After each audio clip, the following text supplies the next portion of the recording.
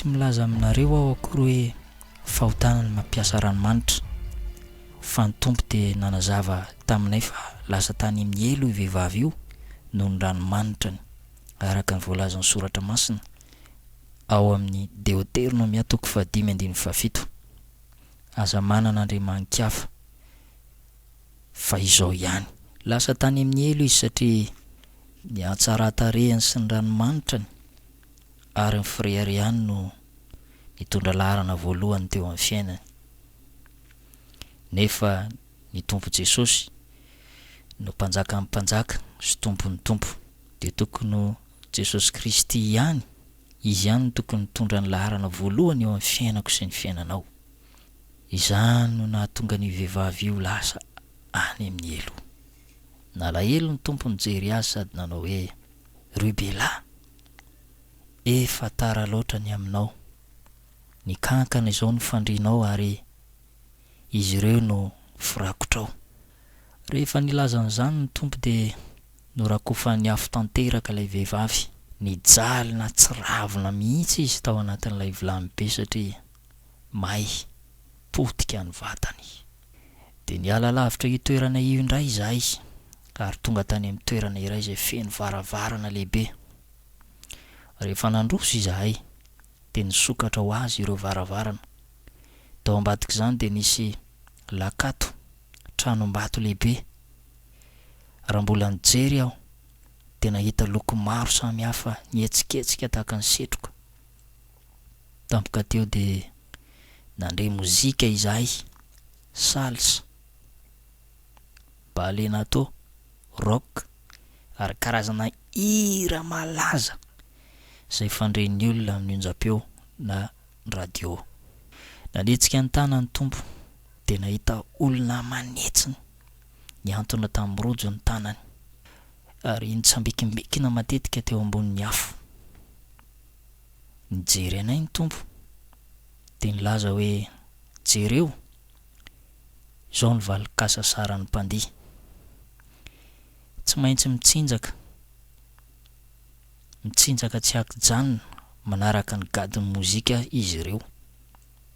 Raha toa ka salsa no mandeha dia tsy maintsy mitsambikimbikina manaraka ilay gadona izy ireo. Ary raha gadona hafa dia tsy maintsy mitsambikimbikina manaraka izany ihany koa. Tsy mahazo mijanona mihitsy izy ireo ary mihoatra an'izany ny faladia kirarony dia mirefy 5 centimetatra ary isaky ny mitsambikina izy ireo dia mitrobaka any anatin'ny tongony faladia kirarony. Tsy manam-potoana ny tsarana mihitsy izy ireo ary raha misy mitady tsy hanatanteraka dia tonga eo ny eo ihany ireto devolo manindrona azy, milefona, mandatsa sady miteny hoe derao izy, fanjakanao zao ny aty, derao satana, derao izy, tsy mahazo mijanona ianao, derao izy, derao izy, tsy maintsy derainao izy, tsy maintsy mitsambikimbikina ianao, tsy maintsy mandihy, tsy maintsy mihetsiketsika, tsy mahazo mijanona na dia iray sekondra aza. Tena zava-doza satria maro tamin'izy ireo dia kristianina efa nafantatra ny Jesosy nefa dia tany amin'ny alim-pandihizana no maty. Mety milaza angamba ianao hoe aizaho amin'ny Baiboly no milaza fa ratsy ny mandihy. Ao amin'ny Jakoba 4:4 ny tenin'Andriamanitra dia milaza hoe ry mpisintaka sy mpijangajanga tsy fantatrareo va fa fandrafinan'Andriamanitra amin'ny fisakaizana amin'izao tontolo izao?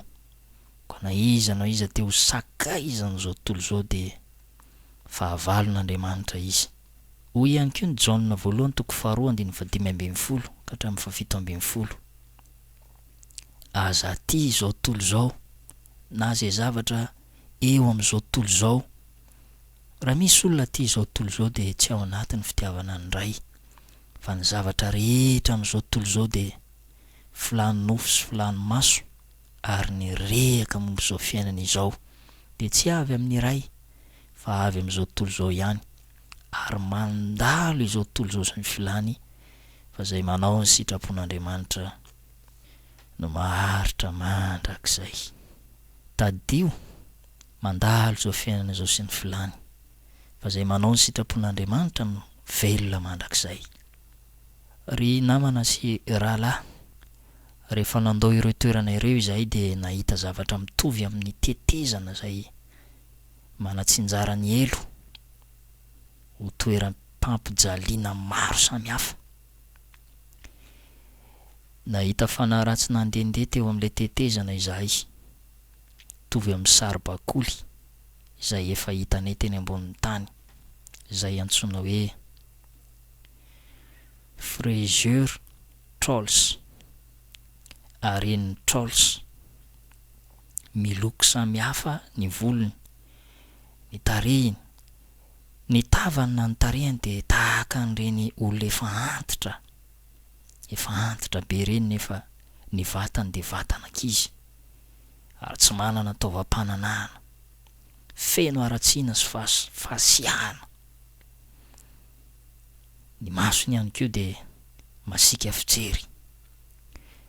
No hazavain'ny tompo anay moa fa ny fanahin'ny fahaverezana ireny. Nanalefina izy teny an-tanany ary nandeha tamin'ny fomba mirenty teo ambonin'ilay tohatra tahaka ny mpanjaka ireny. Rehefa nandrozy izahay dia hitanay fa mandefina ny olona tao ambany izy, sady manopa sy mandrabiraby azy ireo manao hoe: tadidinareo taminareo teo ivelan'ny fiangonana ireny ry kristianina,